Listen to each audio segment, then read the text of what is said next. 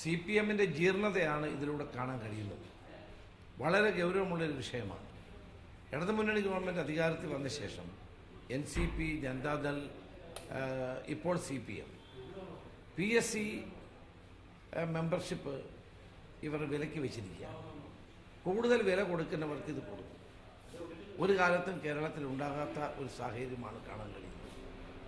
അപ്പോൾ PSC അംഗത്വം കിട്ടണമെങ്കിൽ വൻതോതിലുള്ള കോഴ കൊടുക്കണമെന്ന സ്ഥിതിയിൽ കേരളത്തെ എത്തിച്ചതിൻ്റെ പൂർണ്ണ ഉത്തരവാദിത്വം ഇടതുമുന്നണിക്കാണ്. നേരത്തെ NCPയെ പറ്റി പരാതി വന്നു, ജനതാദളസിനെ പറ്റി പരാതി വന്നു, INL-നെ പറ്റി പരാതി വന്നു, ഇപ്പോൾ CPM-നെ പറ്റിയും പരാതി വരുന്നു. ഇത് അടിയന്തരമായി പോലീസ് കേസ് അന്വേഷിക്കുകയാണ് വേണ്ടത്. ഇന്നലെ മുഖ്യമന്ത്രി മറുപടി പറഞ്ഞപ്പോഴും FIR ഇട്ട് കേസെടുക്കുന്ന കാര്യം വേണ്ടിയില്ല, ഒരക്ഷരം സംസാരിക്കുന്നില്ല. അപ്പോൾ പ്രതികളെ സംരക്ഷിക്കാൻ വേണ്ടി ഗവൺമെൻറ്റും ഭരിക്കുന്ന പാർട്ടിയും നടത്തുന്ന ശ്രമങ്ങൾ അപലപനീയമാണ്. അടിയന്തരമായി FIR ഇട്ട് ഈ കേസ് അന്വേഷിക്കുകയാണ് വേണ്ടത്. ഇങ്ങനെ ഗൗരവതരമായ ഒരു വിഷയമുണ്ടായിട്ടും എന്തുകൊണ്ടാണ് മുഖ്യമന്ത്രി ഇത് അന്വേഷിക്കാത്തത് എന്നുള്ളതാണ് എൻ്റെ ഏറ്റവും വലിയ ചോദ്യം. ഞങ്ങൾ ആശ്ചര്യപ്പെടുകയാണ്. ഇത്രയും പ്രമാദമായ ഒരു ആരോപണം ഉണ്ടായിട്ട് അന്വേഷിക്കുക പോലും ചെയ്യില്ല എന്ന നിലപാട് മുഖ്യമന്ത്രി സ്വീകരിച്ചത് ദൗർഭാഗ്യകരമാണ്.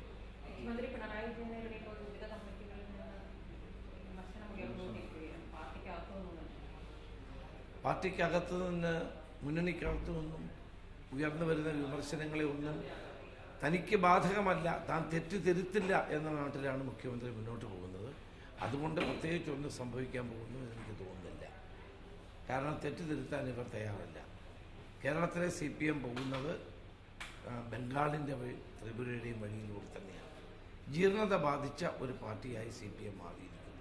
അതിൻ്റെ പ്രത്യേകതകളാണ് നമ്മളിപ്പോൾ കണ്ടുകൊണ്ടിരിക്കുന്നത്. അല്ല, ഇത് അന്വേഷിക്കുമ്പോഴല്ല ഇത് അറിയാൻ പറ്റുമോ? ഇങ്ങനൊരു പരാതി ഉണ്ടായി, വസ്തുത പുറത്തു വന്നിരിക്കുന്നു, വസ്തുത സത്യമാണ് എന്ന് എല്ലാവർക്കും ബോധ്യപ്പെട്ടിരിക്കുന്നു.